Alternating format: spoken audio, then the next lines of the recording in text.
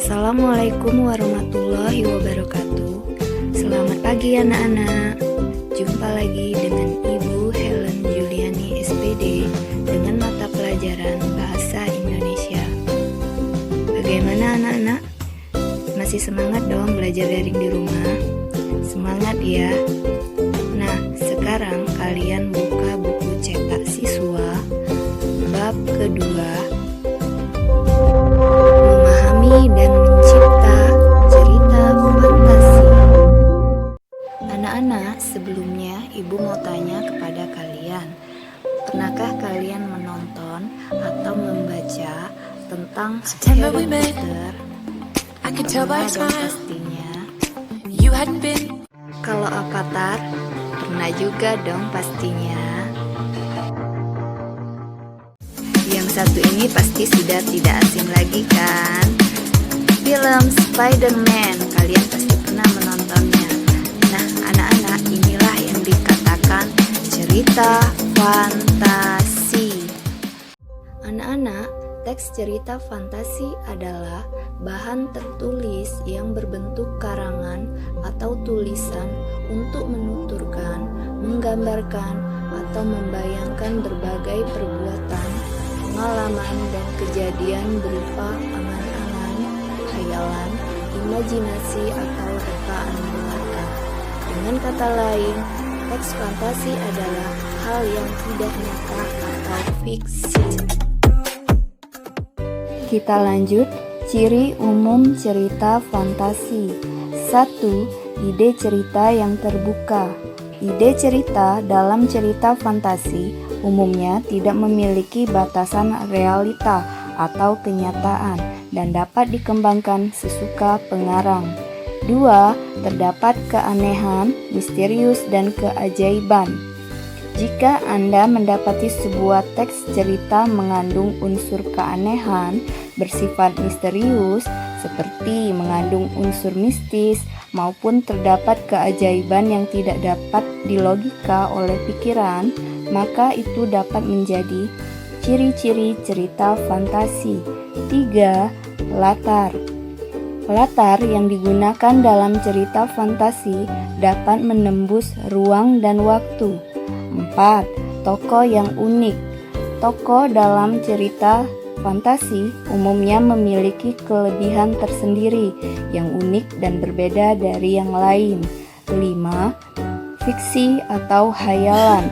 Karena bersifat fiksi dan merupakan cerita hayalan semata, maka cerita fantasi ini tidak akan bisa dinalar oleh akal pikiran jika dibandingkan dengan kehidupan di dunia nyata.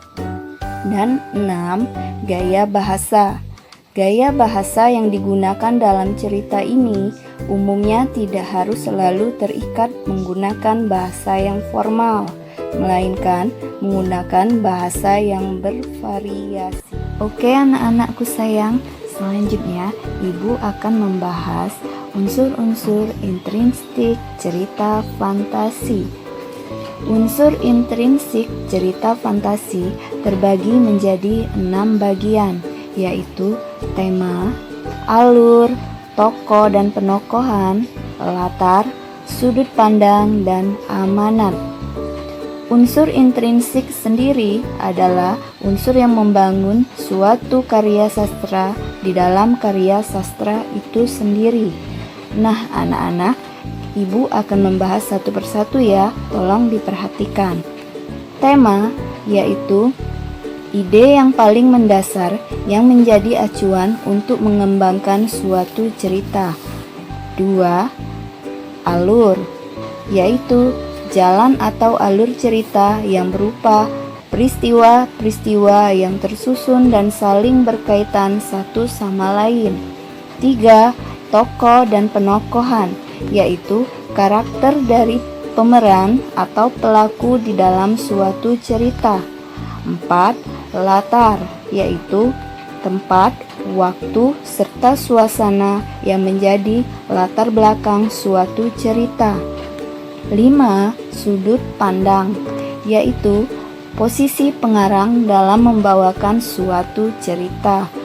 Dan yang terakhir 6, amanat, yaitu pesan yang disampaikan oleh pengarang sebuah cerita di dalam cerita dan penokohan tersebut. Sekarang, struktur cerita fantasi. Ada 3 jenis. Yang pertama, orientasi. Orientasi berisi tentang pengenalan latar, tokoh, serta konflik yang dapat dikembangkan dengan deskripsi latar, pengenalan tokoh, dan pengenalan konflik. Kedua, komplikasi. Komplikasi berisi tentang hubungan sebab akibat munculnya suatu permasalahan hingga masalah memuncak, di mana komplikasi tersebut dikembangkan dengan cara pengenalan tokoh lain, mengubah latar, atau menembus ke zaman yang berbeda. Dengan kata lain, komplikasi ini adalah puncaknya konflik.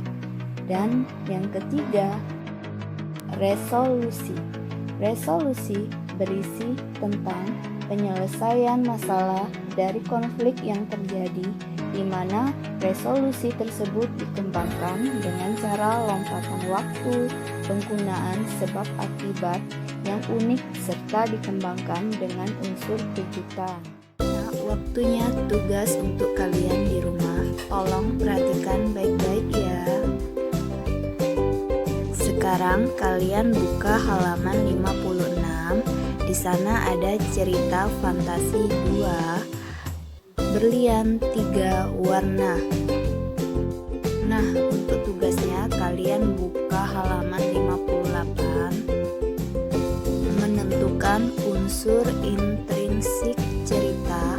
Kalian kerjakan poin A, B, C saja. D-nya tidak usah dikerjakan. Buat tugasnya di buku latihan bahasa Indonesia.